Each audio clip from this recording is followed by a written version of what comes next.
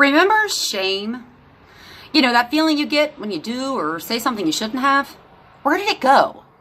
Society seems to have bastardized and twisted shame into something that can only be inflicted onto us by others. I even looked it up online, and everything I found put a heavy emphasis on what I would call shaming, and no real mention of the personal accountability type of shame that I'm talking about.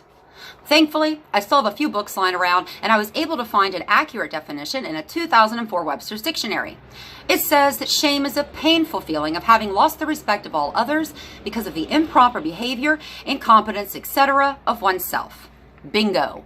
That's what I'm talking about. And you know, in the name of tolerance and acceptance, we seem to have turned shame into something to be rejected. But shame is actually a very useful tool. It's like self-control's little helper.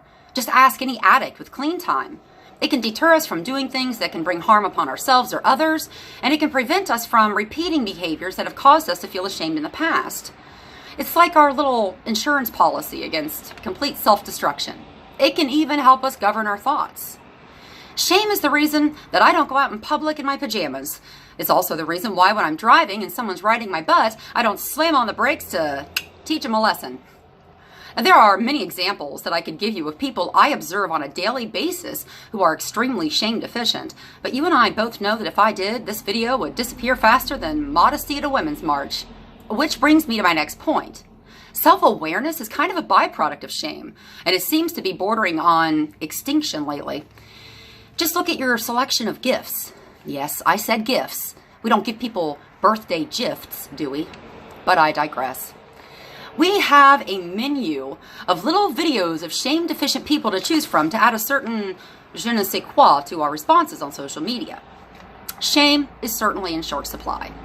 And I think that one reason for this is because people lack the ability to admit or even identify when they're wrong. And I believe that's because a whole lot of parents bought into the lie that self-esteem must be protected at all costs. And now society's burdened with these babies with body hair who believe what they were told, that everything they do is brilliant, and that anyone who criticizes them is either jealous of their brilliance, or a hater, or both. Maybe one way to bring an end to this is to stop shielding our kids from everything. You know, if they do something that falls short, let them feel dissatisfied or disappointed in themselves. Or if they do or say something they shouldn't have, let them feel ashamed. And if they don't, tell them that they should. I remember one year at the end of softball season, my oldest daughter was awarded a participation trophy.